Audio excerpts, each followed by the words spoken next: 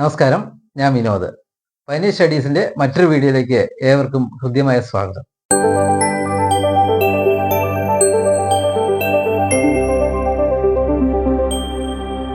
നമ്മൾ ഇന്ന് test of divisibility, അതായത് നിശേഷഹരണ പരിശോധന എന്താണെന്ന് മനസ്സിലായോ? ഒരു സംഖ്യയെ 2 കൊണ്ട് നിശേഷം ഹരിക്കാമോ എന്നുള്ള പരിശോധന.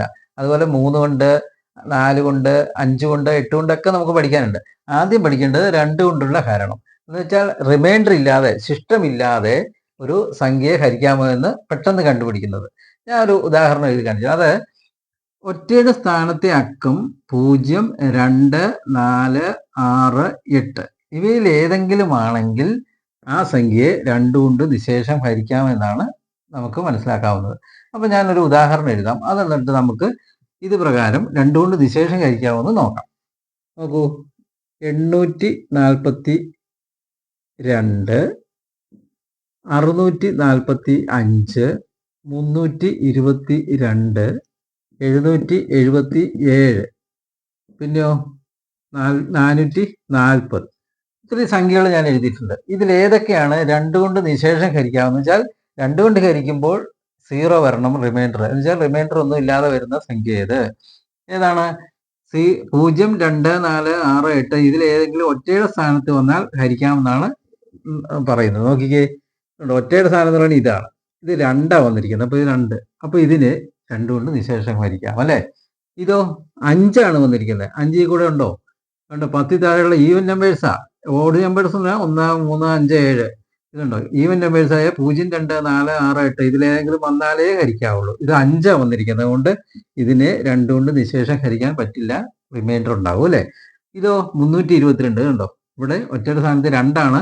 അതുകൊണ്ട് ഈ 322 2 കൊണ്ട് നിശേഷം ഹരിക്കാം. അടുത്ത് നോക്കിക്കേ, 777 ഒറ്റയുടെ സ്ഥാനത്ത് ഏതാണ്? 7. അത് പറ്റുമോ? ഇല്ല. കാരണം എന്താ? 7 ഈ കൂടെ ഇല്ല. 2, 4, 6, 8 ഏതെങ്കിലും വന്നാലേ പറ്റുള്ളൂ. ഇതിനെയും പറ്റില്ല. അടുത്തോ 440, ഈ 0 വന്നേക്കുന്നുണ്ടോ? 0 ഒറ്റയുടെ സ്ഥാനത്ത് 0 വന്നാലും നിശേഷം ഹരിക്കാം. ഇങ്ങനെ നമുക്ക് എളുപ്പത്തിൽ ഒരു സംഖ്യ കണ്ടു കഴിഞ്ഞാൽ 2 കൊണ്ട് നിശേഷം ഹരിക്കാവുമെന്ന് അറിയാം. അതിന് എന്തറിഞ്ഞിരിക്കണം? ഒറ്റയുടെ സ്ഥാനത്തെ അക്കം 0, 2, 4, 6, 8 ഇവയിൽ ഏതെങ്കിലും ആയിരിക്കണം എന്ന് മാത്രമേ നിബന്ധനയുള്ളൂ. അങ്ങനെ എളുപ്പത്തിൽ കണ്ടുപിടിക്കാം. ഇനി നമുക്ക് 3 കൊണ്ട് നിശേഷം ഹരിക്കാവോ എന്ന് കണ്ടുപിടിക്കുന്നത് എങ്ങനെയെന്ന് നോക്കാം. 3 കൊണ്ട് നിശേഷം ഹരിക്കാവോ ഒരു സംഖ്യ എന്ന് കണ്ടുപിടിക്കുന്നത് എന്താണ്? സംഖ്യയിലെ അക്കങ്ങളുടെ തുക 3ന്റെ ഗുണിതങ്ങളായിരിക്കണം. എങ്ങനെയാണെന്ന് നോക്കാം. ഇത് നോക്കൂ, 666.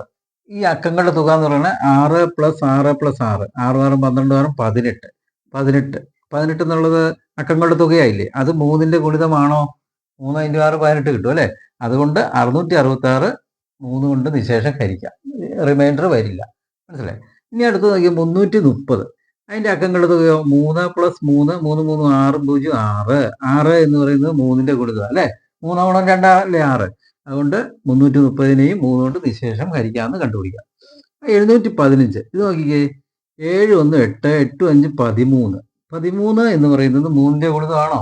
അല്ല. അപ്പോൾ ഈ 715നെ 3 കൊണ്ട് ഹരിച്ചാൽ റിമൈൻഡർ ഉറപ്പ് അല്ലേ? റിമൈൻഡർ ഉണ്ടാകും. അതുകൊണ്ട് 715നെ 3 കൊണ്ട് നിശേഷം ഹരിക്കാൻ പറ്റില്ല. ഹരിക്കാം, പക്ഷേ റിമൈൻഡർ ഉണ്ടാകും അല്ലേ?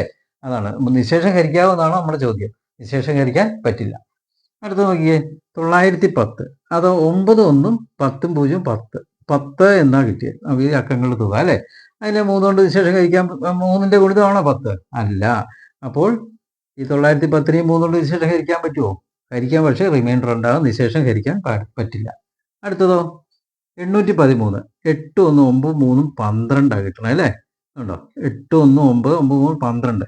12 3ന്റെ ഗുണിതമാണോ? 3 × 4 12 കിട്ടും അല്ലേ? അപ്പോൾ ഇത് ഈ അക്കങ്ങളുടെ തുക 3ന്റെ ഗുണിതമായതുകൊണ്ട് 813നെ 3 കൊണ്ട് നിശേഷം ഹരിക്കാം. ഇങ്ങനെയാണ് കണ്ടുപിടിക്കേണ്ടത്. അപ്പോൾ നമ്മൾ 2 കൊണ്ട് നിശേഷം ഹരിക്കണമെങ്കിൽ 0, 2, 4, 6, 8 എന്നിവ ഒറ്റയുടെ സ്ഥാനത്ത് വന്നെന്ന് പഠിച്ചു. 3 കൊണ്ട് നിശേഷം ഹരിക്കുന്നത് എങ്ങനെയാണ്?